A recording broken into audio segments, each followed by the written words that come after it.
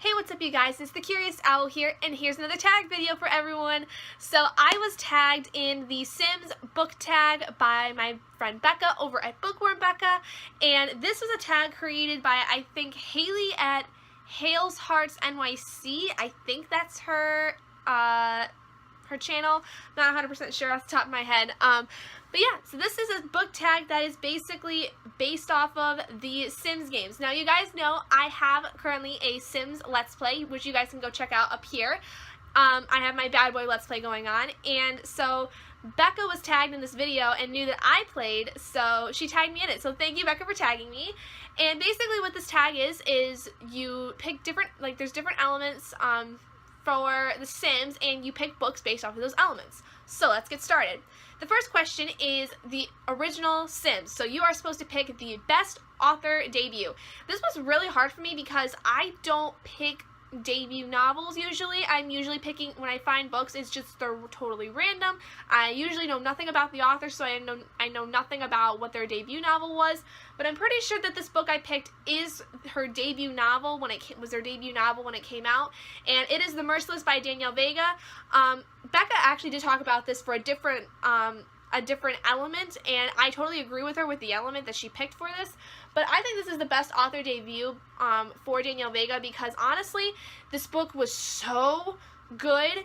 It was so creepy and gory, and you felt like you were actually right there, and for an author to do that right off the bat is really difficult. Usually it takes a few books before they can actually really kind of get that and get their audience really interested. So I was so surprised that Danielle Vega was able to make it like that so easily, so quickly, and for her first novel. So props to you, Danielle Vega, for actually doing that with your first creepy novel. The next question is the Grim Reaper. So in The Sims, you can kill off any character however you want. You can drown them, you can have them in a fire, you can starve them, have them die of embarrassment, or they can just die of old age, or like you can have them die from exhaustion when they're older, when they're an elder. So there's so many ways to kill off a Sim, and not gonna lie, I may have done that a couple of times. But yeah, so this is about the saddest character death. And Becca made a really good point with how the Harry Potter series, the last book, The Deathly Hallows, had so many characters dying left and right, and it's a really sad book. But the one that I thought was the saddest out of all the books I have read was The Death of Alaska and Looking for Alaska. And the reason I picked that is because, you know, nobody knew what exactly happened to her. Nobody could figure out if it was a suicide or if it was a accidental thing. There's a whole video that I talk about with Erica on her channel about the whole theory behind that, which you guys can go check that out. I'll leave a link in the description for it. But her death was just so sudden, and it impacted the entire school.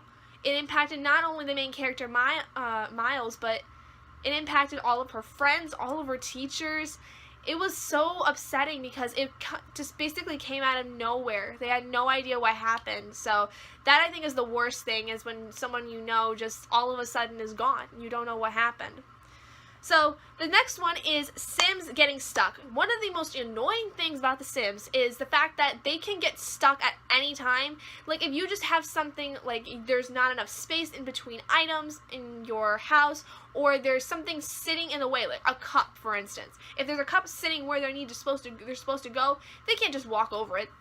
No, they have to be stuck, and they're like, hello, we need kind of help over here. The book is Character That Got in the Way.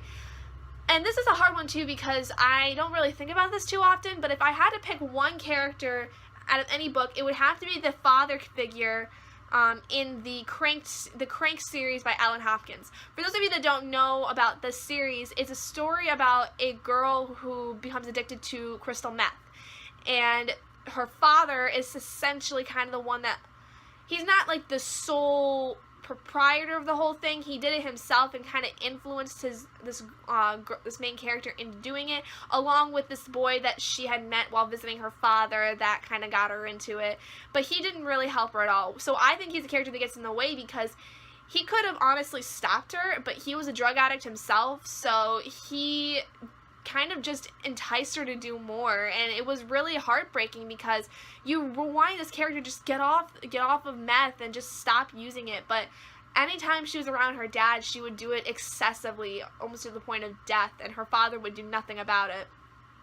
So the next one is Simlish, which is the language that the Sims speak in the game. You're supposed to pick a book with amazing writing. Now, I picked 2 books for this because, honestly, this was one that Becca had picked The Merciless for, and I totally agree because, like I said earlier, this book was so gory. Like, just the writing of it made you feel like you were actually there. It felt like you were watching the movie and you didn't even really want to be there. Like, you wanted to do nothing, wanted nothing to do with this whole thing because it was just, things basically hit the fan and you were like, what the heck? Like, what's going on? Like, I don't know. Like, holy crap. Great book. And then the second book that I picked is actually from a series, and it's the Morganville Vampire series. This is a combination of books 1 and 2. This is by Rachel Kane. I've talked about this series before. It's one of my favorite series I've ever read. And I think it has really amazing writing because Rachel Kane writes in a way that, you know, you feel like you're watching like a TV show or a movie. And I've explained it, I think, in another tag where I actually want, if I ever was to get into doing directing for TV shows, I would make this series into a TV show because the screenwriting would go so easily because you can translate this book easily into a TV show or into a movie series. It just translates so well with how the writing is. It's so image filled, and you really don't have much of a question as to what's going on. Like, you know what's going on as it's happening. There's no questions about it, which I think is really nice, especially for a series as long as this. You really got to keep your audience interested. The fifth question is expansion packs. Now, with The Sims, ever since the very beginning, from the very first Sims game, there have been expansion packs that have basically enhanced the game in different ways. Just recently, for The Sims 4, there has been the Dine Out expansion pack, which I do not have, sadly. I really want it, though. And this is basically an expansion pack where you can get your characters to go out to dinner and actually own their own restaurants. So for this one, it says a series that got better with each book. And I picked the Legend series by Marie Lu for this one because, honestly, every book in that series just got better and better, I felt like, because there was so much that was happening. Like, there was such a kind of action-packed, like, story that just continued, and it made me like so involved in the story. Like, I wanted to keep reading because I wanted to know what happened after the last book. And I think, honestly, Marie Lu did a great job with that, and it's probably one of the reasons why she's so popular now, is because she was able to keep her audiences enticed throughout the entire series by keeping it action-packed and keeping the minimal romance where it needed to be and out where it didn't. So it was really, really nice. The 6th question is Sims romance, and this is one of the funniest things I think about The Sims, is because pretty much every day is essentially like a year span, if you think about it. And so you can have your Sims go from not even knowing a person to being married and having children with them in the span of a couple of days in the Sim world. So it's really hilarious. And then you can, or you can have them like to totally despise a person just by having one fight with them, like having them actually like duke it out with them. So this is the worst case of insta-love. Now, I love this series to death. It's another one of my favorite series, but it has the worst case of insta-love for me, and that is the Immortal Series by Alison Noel. This is the second book I think I have in my hand. Yeah, this is the second one, and it's not realistic at all.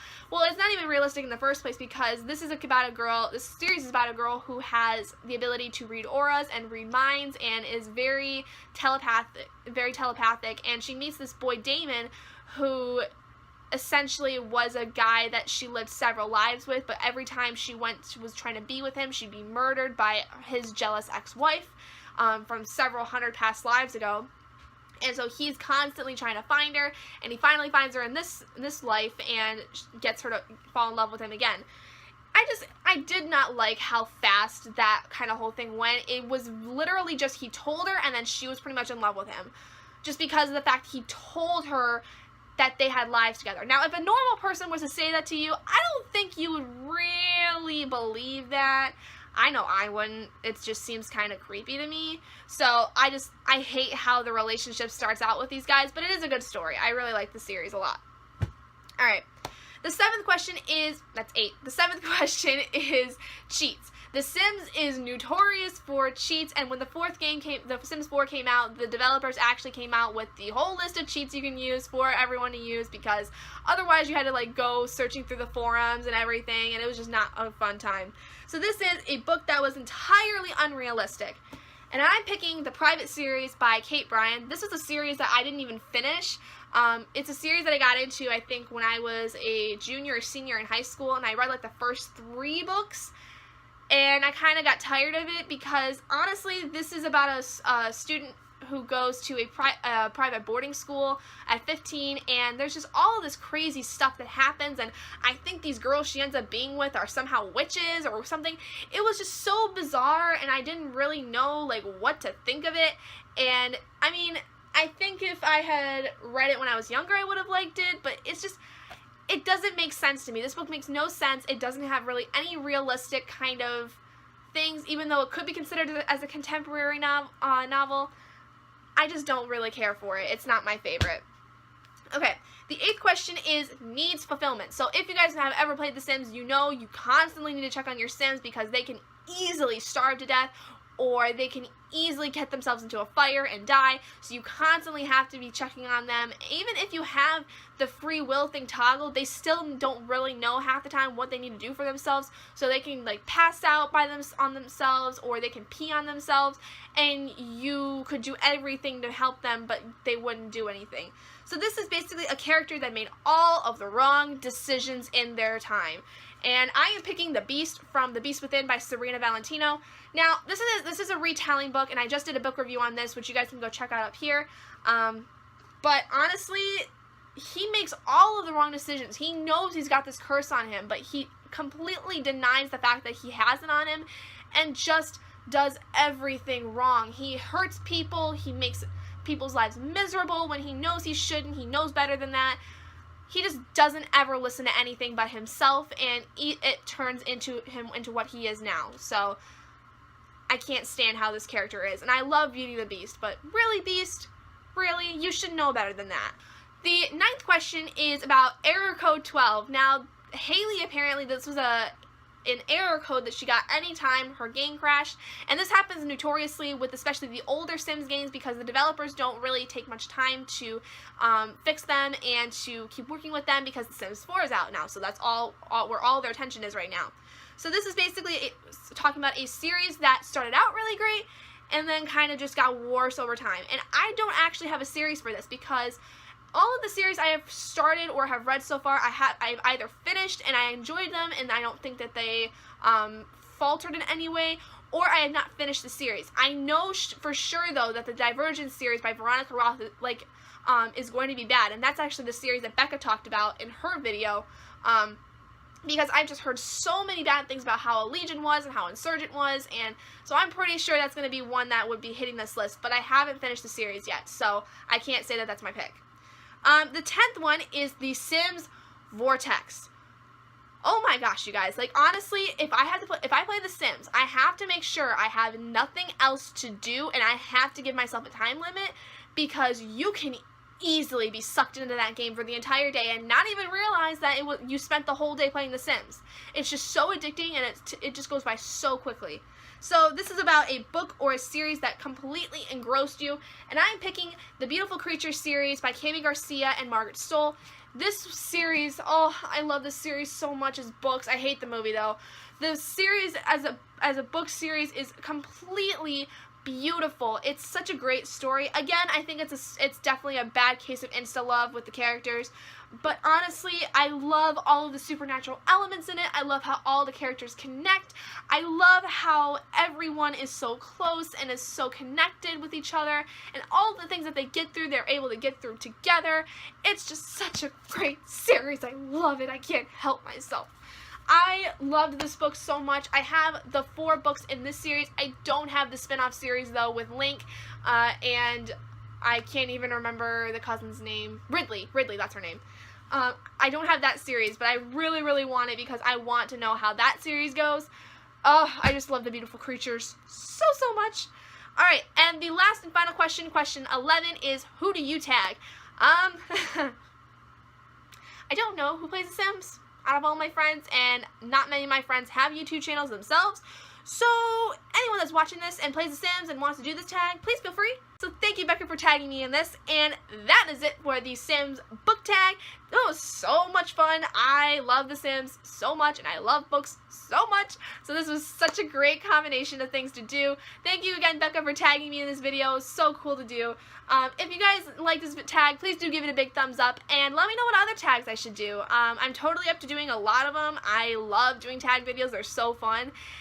But yeah, so if you guys enjoyed this video, please do give it a big thumbs up, and if you're not already and you'd like to be, hit that button down below and subscribe to become an owlet in our flock, and I will see all of you guys in my next video. Bye, guys!